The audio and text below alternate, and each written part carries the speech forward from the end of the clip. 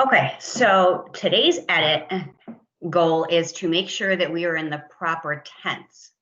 Now, most of your narratives will probably be a memory, so you would likely want to write in the past tense, like it happened, and not in the present tense. Now, some of you may take creative liberties and try to write in the present tense, and that's okay as well. The key is to try to stay in the same tense. Now, there are times where you may go from past to present, but they need to be intentional. So there are two main reasons why people might shift from past to present within the middle of their story. One is to state fact or interject information that is needed for the reader, but it's an intentional narrative strategy. So for example, you might be telling an event that happened in the past, and then you have to say, wait, I got to tell you something, and you have to inform the reader of something.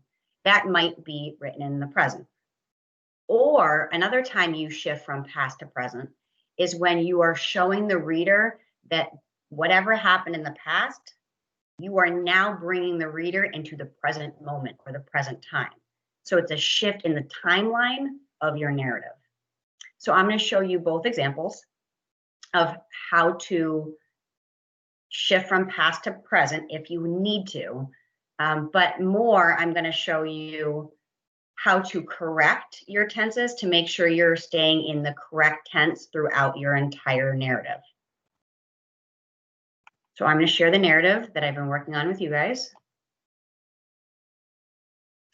Okay. So like I said, most of your narratives will be in the past tense. A really, simple rule of thumb is that present ends with an S and past ends with an ED. This obviously is not the case for a lot of words because the English language is all about breaking rules. But I'm just going to go through the story. I'm going to read it and I'm going to make my corrections. This is something you can just read through on your own, on your narrative, and just mark it up. It was a typical mid-March day, so it was. So I am clearly starting in the past tense. So most of my story should be in the past tense. It was a typical mid-March day at school. The month that never ends. You see, March is the only month in the school year that doesn't have a holiday break, not even one. So by the middle of March, I am typically exhausted and cold. Now, here. Oh, I forgot to tell you, my name is Colleen Osterman, but the kids call me Miss O for short. I teach 11th grade at the Syracuse City School District. This is a rule breaker. You can see that this is in present tense. My name is Colleen Osterman. The kids do call me Mrs. O for short, and I do teach 11th grade currently at the Syracuse City School District. This is all in present tense.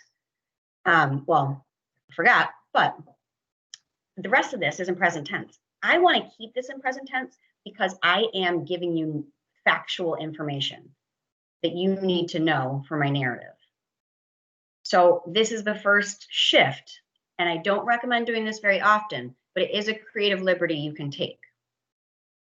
Now, and all I am think about is summer vacation. Okay, now I need to come back because now this is a past tense story. I'm telling you of a memory. So all I am think, no.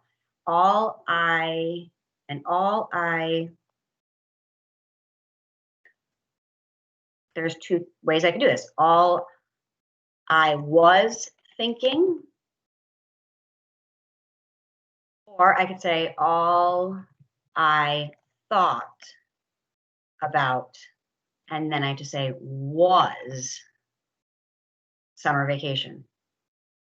Little did I know that my senioritis and summer vacation longing would soon seem petty as the pending doom of COVID would soon be upon us. I remember it clearly. The action began when all of us teachers were sitting around eating lunch in A317, my classroom, and Mrs. Bucktooth said that she really thought a shutdown was going to happen. Like normal, I was the last one to use the microwave. Remember, if you say, I am the last one to use the microwave, you would be in present tense. And remember, this is a past tense story. I was the last one to use the microwave. I entered, okay? If this was a present tense story, I would say I entered, but it's not. Entered the conversation late. But I could tell already that what they were talking about was very serious. Now, dialogue can be in present tense because it's actually what the character said. But the tags should be in past tense. So Harvard just shut down, she said with a shaking voice. If I was in a present tense, it would say, she says. It's not. It's a past tense, she said. After leaving school, I quickly hurried home to discuss the possibility of a shutdown with my family. I asked my husband, how is this really happening? I said to him that I thought that we are all going to die. I told my kids when I realized they might be listening that mommy and daddy are just talking. It's business stuff. My thoughts were everywhere. I was scattered, confused, and in disbelief. This was is very important. It's not I am, it is I was. I sat down calmly, but then I got up and moved and sat down calmly again, and then moved again, fidgeting. I fidgeted. I fidget.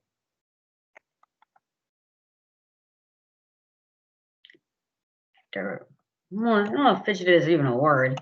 There you go. I fidgeted. Not the best word, but I want you to see it in past tense. I looked messy, worried, and tired. I had bags under my eyes. So had, past tense, I had bags under my eyes. My hair was in a bun, was past tense, and I was still wearing my Corcoran colors of maroon, black, and white. My husband didn't really listen to me at first. But after a few days of watching the news, my husband started listening intently to what I was concerned with. If I was concerned, so would my kids. So would my kids. We'll come back and fix that later. My kids saw me as a stable force that would protect them. If this was a present tense, I would say see. It is not. The next morning, our principal called an emergency meeting in the cafeteria. Teachers hustled in, anxiously awaiting further information about coronavirus and how it would have an effect.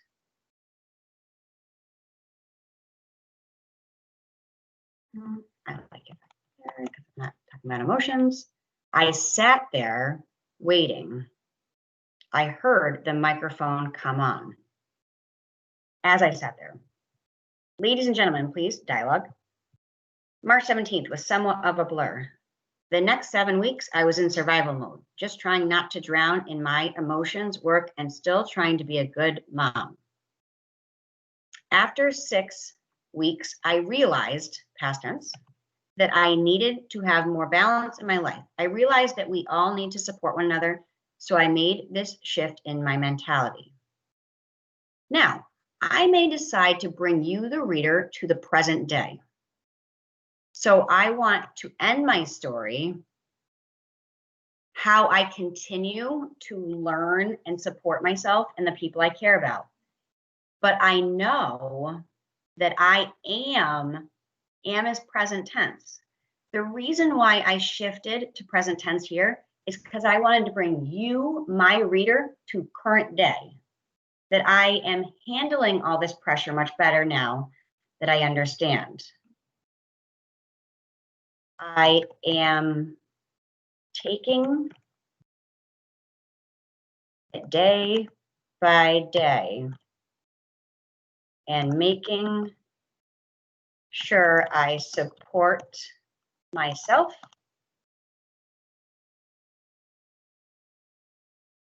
and the people around me. So again, this is present. I am taking it day by day, and I am making sure I support myself and people around me. That's present because now you, the reader, have been brought to the current day, October, the middle of October, And I think that's important. So again, typically your narrative should stay in the past tense. It is okay if you want to write in the present tense, but you want to be consistent, meaning you want to stay in the past or stay in the present. The two rule breakers: one, if you want to shift tense, it's only for factual information.